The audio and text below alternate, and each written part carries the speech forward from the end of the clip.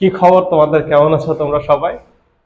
আজকে যেই ক্লাসটা আমরা শুরু করব এটা হচ্ছে তোমাদের এইচএসসির সব থেকে ইম্পর্টেন্ট একটা চ্যাপ্টার বলতে পারো, কারণ সরল রেখা এবং ত্রিকোণমিতি, নো ডাউট এই দুইটা চ্যাপ্টার তোমাদের এইচএসসি বেসিকের জন্য সব থেকে গুরুত্বপূর্ণ দুইটা চ্যাপ্টার। তুমি যে কোনো ম্যাথ টিচারের সাথে কথা বলতে পারো, তারা সরল রেখা এবং ত্রিকোণমিতি এই দুইটা চ্যাপ্টারের গুরুত্ব সম্পর্কে সবাই একমত পোষণ করবে। সব থেকে গুরুত্বপূর্ণ দুইটা চ্যাপ্টার সরল রেখা, সরল রেখা, সরল রেখা। আমরা আজকে সরল রেখা নিয়ে আলোচনা শুরু করব। আমি চেষ্টা করব সরল রেখার উপরে সব থেকে বেস্ট একটা প্লেলিস্ট তোমাদেরকে দেয়া। আমার পক্ষ থেকে আমি চেষ্টা করব, বাকি কতটুকু পারবো জানি না, আল্লাহ ভরসা। এখন আসো, সরল রেখা বিষয়টা কেন গুরুত্বপূর্ণ। সরল রেখা চ্যাপ্টারটা এই জন্য গুরুত্বপূর্ণ, সরল রেখা পড়ার পর তোমাকে বৃত্ত পড়তে হবে। বৃত্ত চ্যাপ্টারটা যখন করবা সেখানে সরল রেখার কনসেপ্ট ছাড়া তুমি বৃত্ত করতে পারবা না, সেখানে বৃত্ত লাগবে। এরপরে তুমি সেকেন্ড পেপারে যখন কনিক্স পড়বা, কনিক্স এর 3টা চ্যাপ্টার আছে, পরাবৃত্ত, অধিবৃত্ত, উপবৃত্ত। এইগুলার ক্ষেত্রে তোমার অবশ্যই সরল রেখার কনসেপ্টটা লাগবে। তাহলে সরল রেখা ব্যতীত তুমি অনেকগুলা বিষয় মিস করে ফেলবা। এর জন্য আমি সবসময় একটা কথা বলি, সরল রেখা চ্যাপ্টারটা এমন ভাবে বুঝবা এবং এখানে যতগুলা কনসেপ্ট আছে সবগুলা কনসেপ্ট মুখস্থর মতো করে ফেলবা, না বুঝে না। তোমাকে একদম খুব ভালোভাবে বুঝতে হবে সমীকরণ কিভাবে আসলো, সেট কিভাবে করলো, যাবতীয় ঘটনা ভালো করে বুঝে এই চ্যাপ্টারের যত কনসেপ্ট আছে এটা জানি তোমার অন্তরের মধ্যে গাইথা যায়। তা না হলে তোমার ইন্টারের বেসিক খুব দুর্বল হয়ে যাবে। একই কথা ত্রিকোণমিতির জন্য, ত্রিকোণমিতির সূত্রগুলা হৃদয়ের মধ্যে গাইথা ফেলো। এবার আসো, সরল রেখা আমরা শুরু করব। আমরা একদম বেসিক থেকে শুরু করব, কিন্তু তার আগে আমি একটু রিভিশন ক্লাস করাবো। রিভিশন ক্লাস কেমন? আমরা সরল রেখা কথাটার সাথে এসএসসি তে পরিচিত হয়েছি, ক্লাস 9-10 এর হায়ার ম্যাথে স্থানাঙ্ক জ্যামিতি 11.1 থেকে 11.4-এ আমরা সরল রেখা নিয়ে বেশ কিছু কথা বলছি। এবং ক্লাস 7-8-এও আমরা যে সমাধান করে এক্স এবং ওয়াই এর মান বের করতাম, এই প্রত্যেকটাই ছিল সরল রেখার সমীকরণ। এর জন্য আমি একদম বেসিক থেকে শুরু করার আগে একটু রিভিশন করে আসি, 4-5 মিনিটের একটা রিভিশন আমরা দিয়ে আসি। এরপরে আমরা সরল রেখার বেসিক শুরু করব ইন্টার থেকে। তাহলে দেখো, সরল রেখা সম্পর্কে আমরা কি কি জানি। এক নাম্বার হচ্ছে সরল রেখার আদর্শ বা প্রমিত সমীকরণ সম্পর্কে আমরা জানি। আদর্শ সমীকরণ, সরল রেখার সমীকরণ আমরা জানি, সরল রেখার সমীকরণের পাওয়ার বা ঘাত থাকবে 1, ax plus by plus c equal to 0। এই হচ্ছে একটা সরল রেখার সমীকরণ। এখানে x এবং y এর ঘাত থাকবে 1। ঘাত যদি 2 হয়ে যায় তাহলে সেটা বক্ররেখা হবে, সেটা বৃত্ত, পরাবৃত্ত, অধিবৃত্ত এই ধরনের কিছু হবে, কিন্তু ঘাত 1 থাকলে সেটা হবে সরল রেখা। 1 নাম্বার। 2 নাম্বার হচ্ছে সরল রেখার আরেকটা সমীকরণ আমরা জানি, সেটাকে বলা হয় সরল রেখার ঢাল সমীকরণ।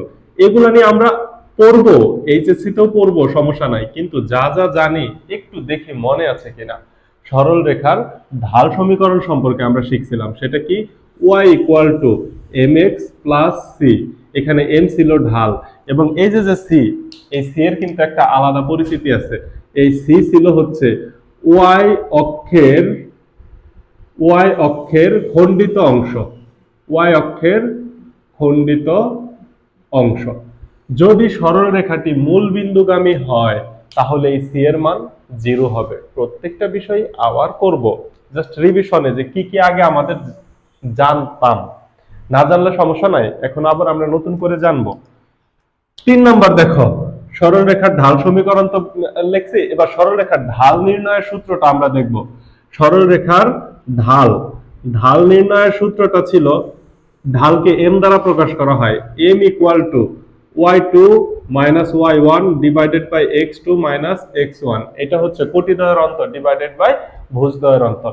আরেকটা ছিল ঢাল m equal two tan theta. এখান থেকে থিটা মান আমরা বের করতে পারতাম, theta equal to tan inverse m। এটাও আমরা জানতাম আগের ক্লাসে।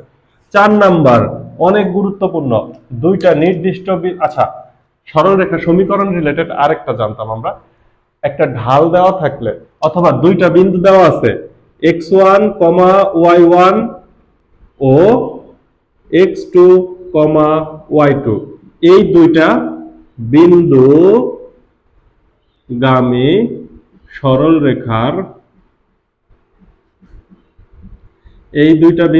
সরলরেখার সমীকরণ।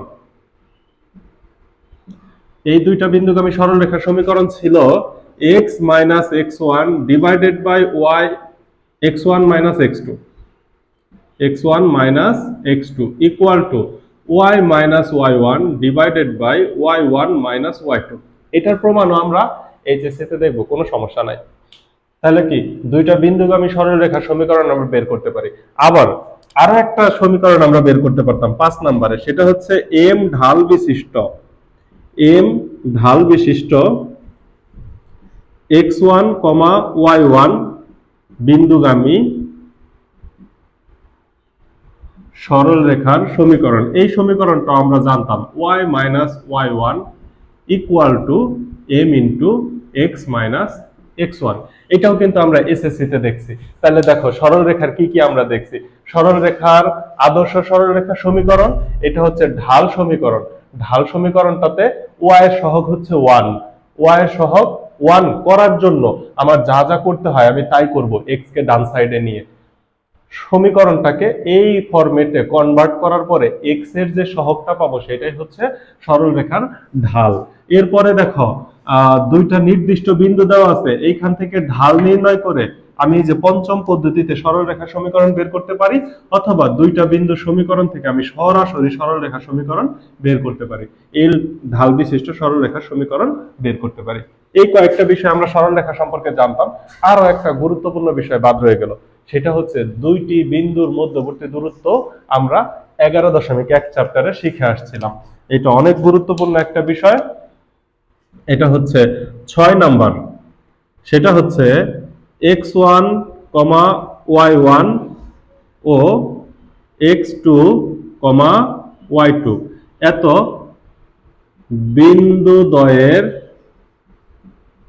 দৈর্ঘ্য বা দূরত্ব যেটাই বলো, মানে দুইটা বিন্দুর স্থানাঙ্ক দেওয়া আছে, এই বিন্দুদ্বয়ের দূরত্ব আমরা কিভাবে নির্ণয় করতাম, রুট ওভার ভুজদ্বয়ের অন্তর x2 minus x1 whole square plus y2 minus y1 whole square একক।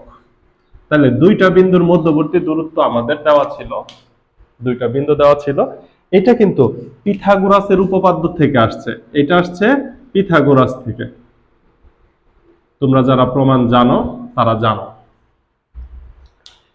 এইটুকু সরলরেখা সম্পর্কে আমরা পড়ে আসছি।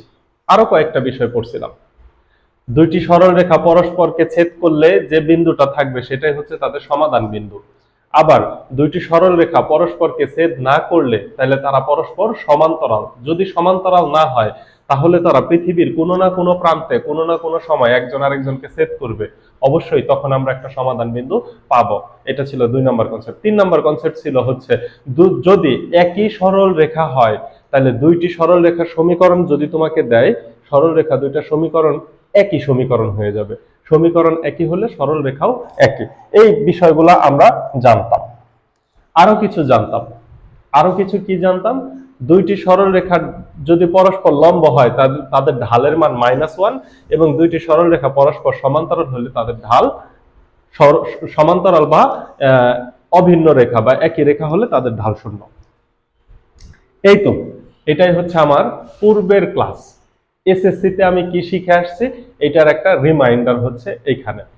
আশা করি এইটুকু তোমরা জানবা। এটা উপরে একটু লেখো, এটা হচ্ছে এসএসসি রিভিশন। এসএসসি রিভিশন, যে এসএসসি তে আমি এই বিষয়গুলো জেনে আসছি। না জানলে সমস্যা নাই, আমরা প্রত্যেকটা বিষয় নিয়ে আবার ডিটেইলসে আলোচনা করব। এইটুকু জাস্ট আমি কোনো বেসিক টেসিক কিচ্ছু ছাড়া যতটুকু আমরা শেষ পর্যন্ত জানতে পারছিলাম এসএসসি তে এই, এর থেকে আরো বেশি জানছিলাম এক্স অক্ষের সমীকরণ y0, y অক্ষে x0, এই বিষয়গুলা এখন আমরা ইন্টারমিডিয়েটে ইনশাআল্লাহ চলো আমরা একদম বেসিক থেকে শুরু করব, সমস্যা নেই। তাহলে এই বিষয়টা তোমরা তুলো।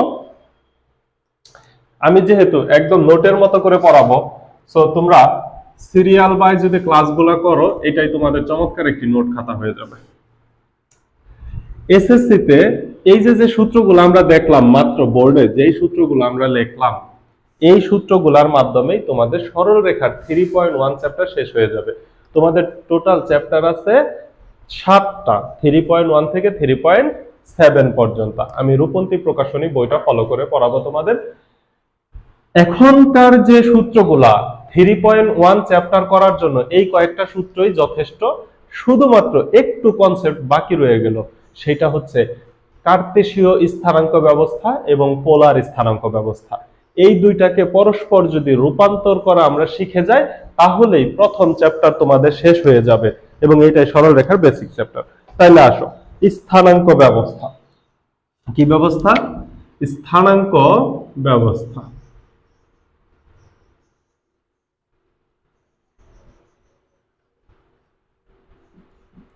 সরল রেখার স্থানাঙ্ক ব্যবস্থা হচ্ছে দুইটা।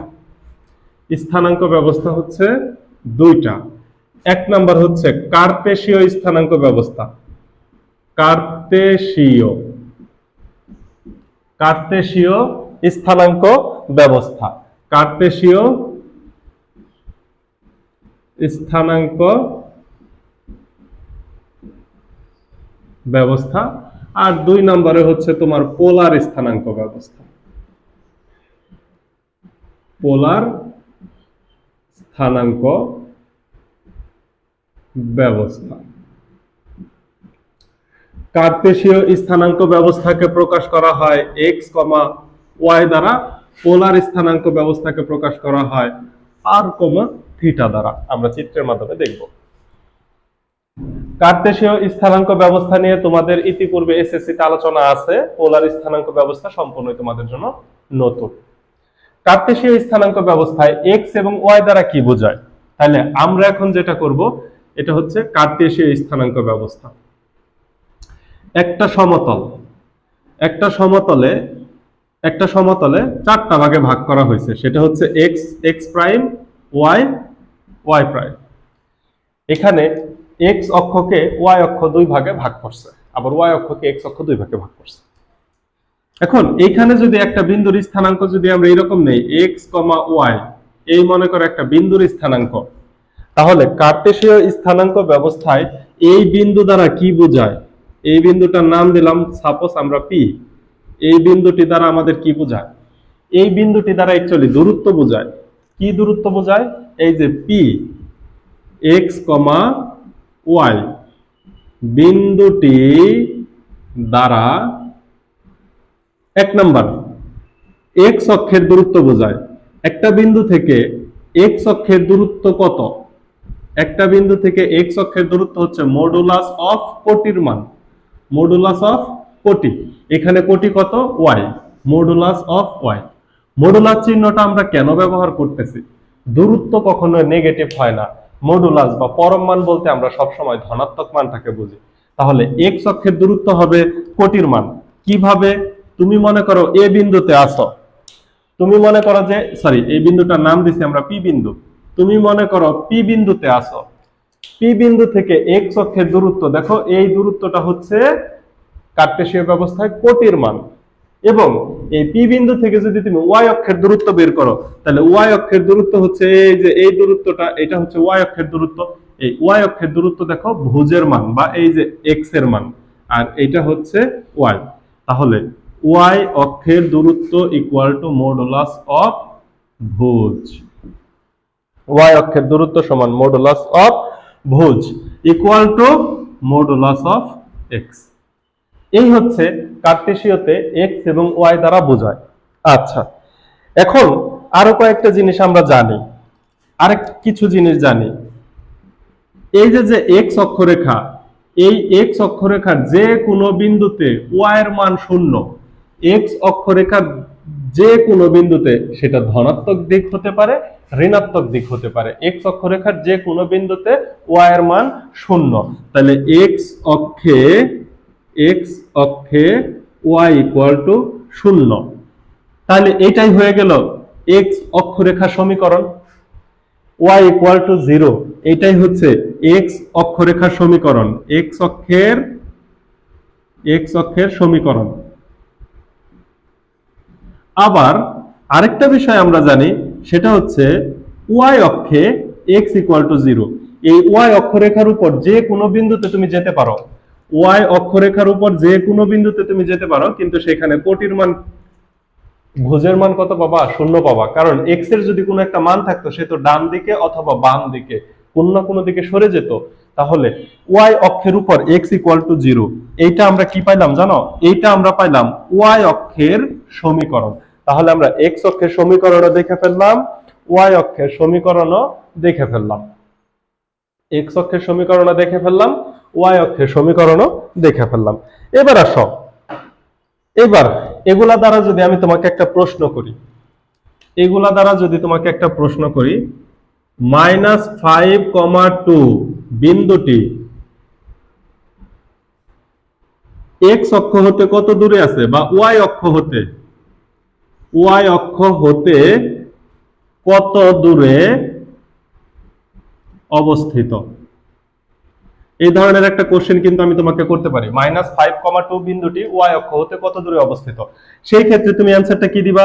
সেই ক্ষেত্রে তুমি অ্যানসারটা দিবা হচ্ছে y অক্ষ হতে দূরত্ব, y অক্ষ হতে দূরত্ব সমান সমান মডুলাস অফ ভুজের মান ইকুয়াল টু 5 একক, ইকুয়াল টু 5 একক। তাহলে এইভাবে আমরা সুন্দর করে যে কোনো অক্ষ থেকে আমরা দূরত্ব বের করে ফেলতে পারি। আচ্ছা, এইবার আসো, আমরা তো দূরত্ব বসাইলাম, এবার চতুর্ভাগে বিন্দুগুলা বসানো সম্পর্কে একটু কথা বলি। চতুর্ভাগে বিন্দুগুলা বসানো সম্পর্কে কিছু কথা বলি। এই আছে আমাদের কাছে একটা চতুর্ভাগ, এই হচ্ছে আমাদের কাছে একটা চতুর্ভাগ। এই চতুর্ভাগে এইখানে বিন্দু হবে প্লাস প্লাস, অর্থাৎ x, y, এটা আমরা জানি। দ্বিতীয় চতুর্ভাগে আসার জন্য আমাদের x এর মান লাগবে ঋণাত্মক এবং y এর মান লাগবে হচ্ছে ধনাত্মক, অর্থাৎ মাইনাস প্লাস। তৃতীয় চতুর্ভাগে দুইটাই যদি মাইনাস হয়, x ও ঋণাত্মক y ও ঋণাত্মক, তাহলে আমরা চলে আসবো তৃতীয় চতুর্ভাগে। আর চতুর্থ চতুর্ভাগে যাওয়ার জন্য আমার x এর মান লাগবে ধনাত্মক, কিন্তু y এর মান লাগবে ঋণাত্মক, অর্থাৎ প্লাস মাইনাস। এই বেসিক গুলা তোমরা অবশ্যই অবশ্যই জানো, অবশ্যই জানো। তাহলে এই ছিল কার্তেশীয় স্থানাঙ্ক ব্যবস্থা নিয়ে আমাদের কথাবার্তা। বাকি ম্যাক্সিমাম জিনিস আমরা জানি কার্তেশীয় স্থানাঙ্ক ব্যবস্থায়। কার্তেশীয় স্থানাঙ্ক ব্যবস্থায় দুইটা বিন্দুর মধ্যবর্তী দূরত্ব আমরা নির্ণয় করতে জানি। যে কোনো বিন্দু দেওয়া থাকলে তাকে আমরা চতুর্ভাগে বসানো জানি। যেমন তোমাকে একটা কোশ্চেন করলো, এগুলো তো অনেক ছোট কোশ্চেন। -5, হচ্ছে -8 বিন্দুটি কোন চতুর্ভাগে অবস্থিত? বিন্দুটির অবস্থান চাইতে পারে, বিন্দুটির অবস্থান। তাহলে x এর মান -5, তাহলে -5 বাম দিকে চলে আসলা, y এর মান -8 নিচের দিকে চলে গেলা, তাহলে এইটা হচ্ছে তৃতীয় চতুর্ভাগে অবস্থিত। এখন তুমি কোশ্চেন করতে পারো, কোন বিন্দু কি চতুর্ভাগের বাইরে থাকতে পারে? না, কোন বিন্দু কখনোই চতুর্ভাগের বাইরে থাকতে পারে না। কিরকম? আমি একটা ছোট চতুর্ভাগ অঙ্কন করছি, তুমি এই দূরে একটা বিন্দু দিছো, বিন্দু দেওয়ার পরে তুমি বলতেছ যে এটা চতুর্ভাগের বাহিরে আছে। কিন্তু দেখো, আমি আমার চতুর্ভাগের x অক্ষ এবং y অক্ষকে যত খুশি তত বর্ধিত করতে পারি। এখন দেখো তো এটা প্রথম চতুর্ভাগে না? তাহলে কোনো বিন্দুই চতুর্ভাগের বাইরে থাকতে পারে না। বিন্দুর যদি স্থানাঙ্ক থাকে, অর্থাৎ ভুজ এবং কোটির মান থাকে, তাহলে সে এই চারটা চতুর্ভাগের কোনো না কোনো একটা চতুর্ভাগে অবশ্যই অবস্থান করতে তাকে হবেই। এই ছিল তোমাদের কার্তেশীয় স্থানাঙ্ক ব্যবস্থা। এবার আসো আমরা করব পোলার স্থানাঙ্ক ব্যবস্থা। এবার কি করব? পোলার স্থানাঙ্ক ব্যবস্থা। আচ্ছা, কার্তেশীয় থেকে পোলার স্থানাঙ্ক ব্যবস্থাটাকে শেখানো হয়। তোমরা মনে করো এই বিন্দুটাকে আমরা ধরে নিয়েছিলাম পি বিন্দু, যার স্থানাঙ্ক ছিল x, y, অর্থাৎ ভুজ হচ্ছে x, কোটি হচ্ছে y। এটা একটা পি বিন্দু। এই পি বিন্দুতে আমাকে যেতে হবে হচ্ছে x অক্ষ বরাবর x দূরত্ব এবং y অক্ষ বরাবর কোটির দূরত্ব, অর্থাৎ এই মানটা হবে x, এই মানটা হবে y। তাহলেই আমি খুঁজে পাবো হচ্ছে আমার কাঙ্ক্ষিত পি বিন্দুটি। এই হচ্ছে আমার কার্তেশীয় ব্যবস্থা, কিন্তু এইটাকে আমি পোলারে কনভার্ট করব। আচ্ছা, এইবার পুরো বিষয়টা একটু নড়ে চড়ে বসতে হবে। এখান থেকেই তোমাদের নতুন কিছু শুরু। আমার মূল বিন্দুটার স্থানাঙ্ককে ও দ্বারা প্রকাশ করা হয়। ও শব্দের অর্থ হচ্ছে অরিজিন। অরিজিন কথা থেকে ওটা আসছে, অরিজিন মানে উৎপত্তি স্থল, তাহলে মূল বিন্দু থেকে উৎপত্তি হয়, এই জন্য মূল বিন্দুর স্থানাঙ্ক হচ্ছে 0 0। তাহলে 0 থেকে যদি আমি পি বিন্দুতে যেতে চাই, 0 থেকে যদি আমি পি বিন্দুতে যেতে চাই, তাহলে কার্টেসীয় ব্যবস্থায় তোমাকে এইভাবে বর্ণনা করতে হবে যে 0 থেকে এক্স অক্ষ বরাবর তুমি কিউ বিন্দুতে আইসা পৌঁছাইছো, এই বিন্দুটার নাম দিলাম কিউ। তারপর তোমাকে ওয়াই অক্ষ বরাবর ওয়াই অক্ষের ধনাত্মক দিকে ওয়াই দূরত্ব অতিক্রম করলে তুমি পি বিন্দুতে আইসা পৌঁছাইবা। তার মানে এখানে দুইটা অক্ষের সাপেক্ষে তোমার দূরত্ব নির্ণয় করা লাগতেছে।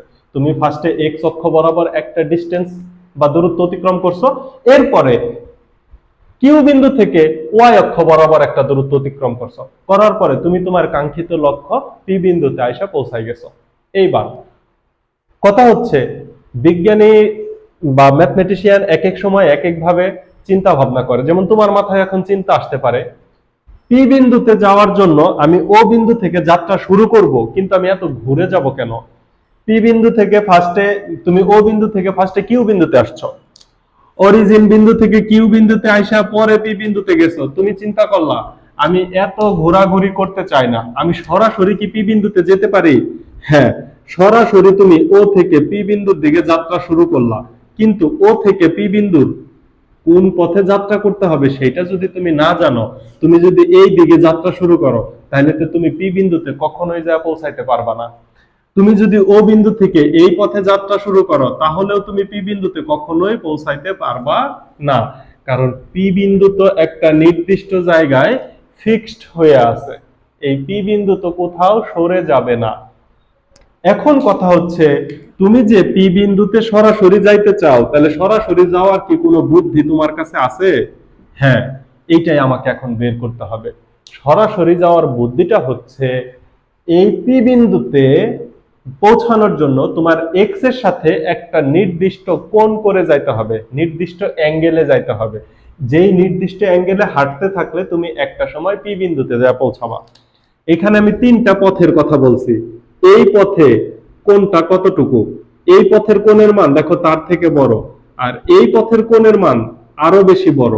তাহলে কোণের মান যত বড় হচ্ছে তুমি কিন্তু পি এর থেকে তত দূরে সরে যাচ্ছ, আবার কোণের মান যত ছোট হচ্ছে সেই ক্ষেত্রেও তুমি পি এর থেকে দূরে সরে যাচ্ছ।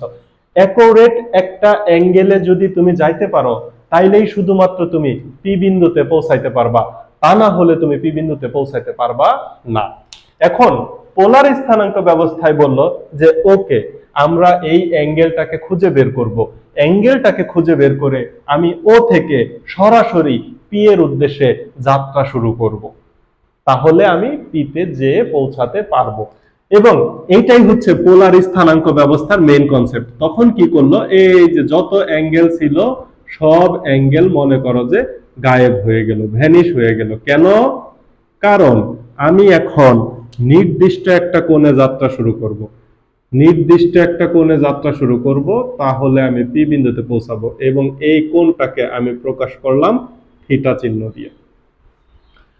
অর্থাৎ এক্স অক্ষের সাথে আমি যদি একটা নির্দিষ্ট কোণে সরাসরি হাঁটা শুরু করি, তাহলে পি বিন্দুতে পৌঁছে যাব। এখন পি যেহেতু একটা নির্দিষ্ট দূরত্বে আছে, তাহলে তোমার ও থেকে পি এর পথে, ও থেকে পি এর পথটা হচ্ছে ওপি, এই ওপি এর দূরত্বটাও তোমার নির্দিষ্ট, কারণ তুমি তো হাঁটতে হাঁটতে একদম ইন্ডিয়া চলে যাইতে পারো।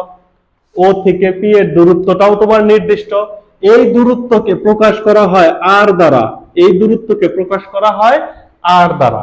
আবার তুমি যে একটা নির্দিষ্ট কোণে যাত্রা শুরু করছো, মাত্রই আমরা বুঝলাম অ্যাঙ্গেল নির্দিষ্ট না হলে পিতে পৌঁছানো যাবে না, সেই অ্যাঙ্গেলটাও নির্দিষ্ট, এই অ্যাঙ্গেলকে প্রকাশ করা হয় থিটা দ্বারা। কিন্তু কথা হচ্ছে এই অ্যাঙ্গেলটা কার সাথে গঠিত হবে? একটা চতুর্ভাগের চারটা অক্ষ বরাবর, এখানে এক্স অক্ষের ধনাত্মক দিক ঋণাত্মক দিক, ওয়াই অক্ষের ধনাত্মক দিক ঋণাত্মক দিক, চারটা রেখা আছে একটা চতুর্ভাগে। তোমার যদি চতুর্ভাগ অঙ্কন করে, এই অ্যাঙ্গেলটা কার সাথে উৎপন্ন হবে?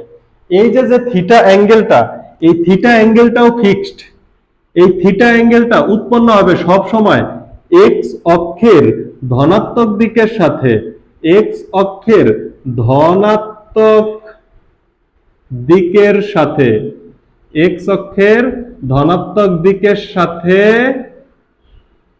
উৎপন্ন হবে থিটা কোণ। এক্স অক্ষের তো দিক দুইটা, একটা ধনাত্মক দিক, একটা ঋণাত্মক দিক।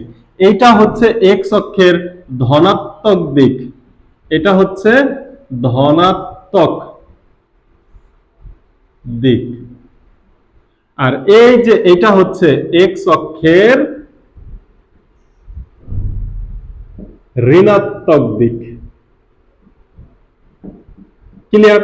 তাহলে আমি যখন যেখানে যে অবস্থাতেই থাকি, পি বিন্দুর অবস্থান যে চতুর্ভাগেই থাকুক, এটা হতে পারে প্রথম চতুর্ভাগ, হতে পারে দ্বিতীয়, অথবা তৃতীয় এবং চতুর্থ, যেই চতুর্ভাগেই পি বিন্দু অবস্থান করুক, তার অ্যাঙ্গেলটা হবে এক্স অক্ষের ধনাত্মক দিকের সাথে। অর্থাৎ যদি পি বিন্দুটা এইখানে অবস্থান করে, এই যে সরাসরি দূরত্ব ওপি আমি পেয়ে গেছি, সরাসরি দূরত্ব ওপি এর মান পেয়ে গেছি, কিন্তু অ্যাঙ্গেলটা হবে এক্স অক্ষের ধনাত্মক দিকের সাথে। তার মানে থিটার মান যে সবসময় সূক্ষ্মকোণ হবে এটা তো চিন্তা করাই বোকামি, কারণ একমাত্র প্রথম চতুর্ভাগে থিটার মান সূক্ষ্মকোণ হবে, বাকি চারটা চতুর্ভাগের কোথাওই থিটার মান, মানে বাকি তিনটা চতুর্ভাগে কোথাও থিটার মান সূক্ষ্মকোণ হতে পারে না।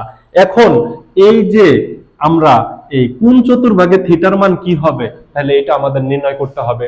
এটাই হচ্ছে আজকের ক্লাসের সবথেকে গুরুত্বপূর্ণ টপিক।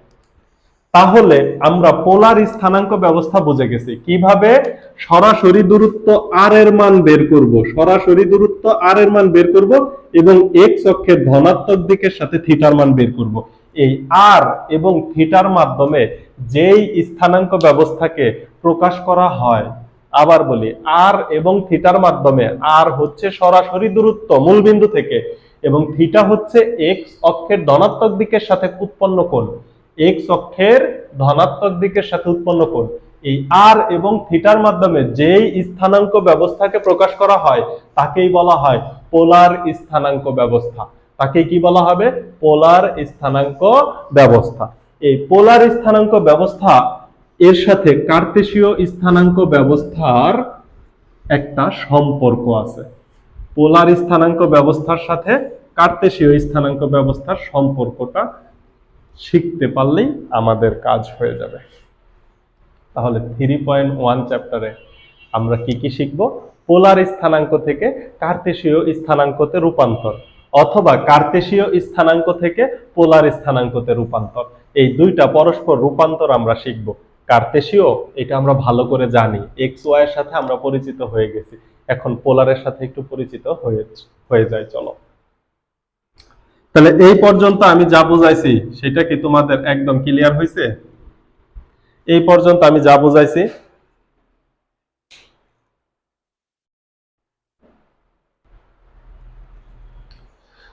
ঠিক আছে? এই পর্যন্ত যদি আমি ক্লিয়ার বুঝতে পারি, তাহলে চলো আমরা পরস্পর কনভার্ট করাটা শিখি।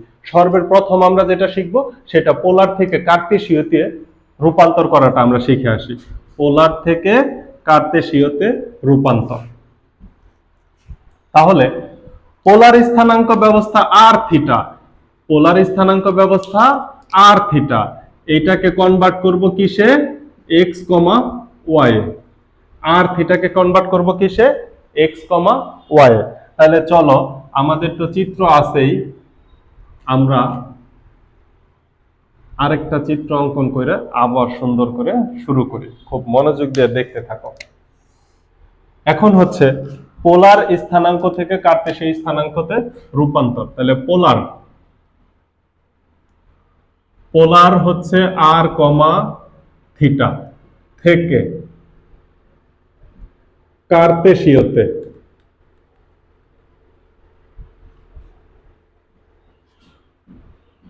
রূপান্তর, পোলার থেকে কার্তেশীয়তে রূপান্তর, পোলার স্থানাঙ্ক থেকে কার্তেশীয় স্থানাঙ্কতে রূপান্তর। তাহলে চলো, এই হচ্ছে আমার সমকোণী ত্রিভুজ, এই হচ্ছে আমার সমকোণ। আচ্ছা, আমি আরেকটু এদিকে অঙ্কন করি। আমি একটু জায়গা বেশি নেওয়ার জন্য অ্যাকচুয়ালি সবকিছু মুছলাম। এই হচ্ছে আমার সমকোণী ত্রিভুজ, সরি অক্ষর চতুর্ভাগ, X X prime Y Y prime.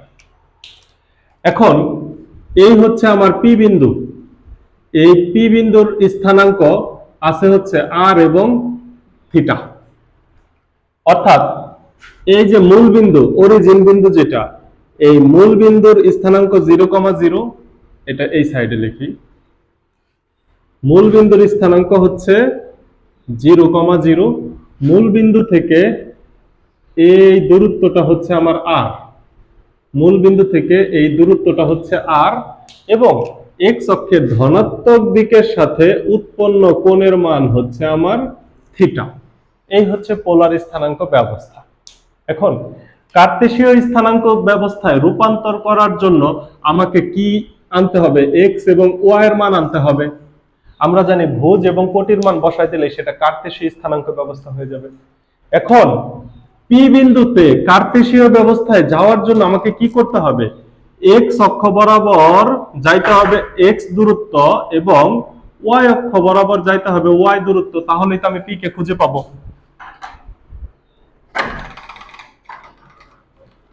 আচ্ছা, তাহলে এক্স অক্ষ বরাবর আসো,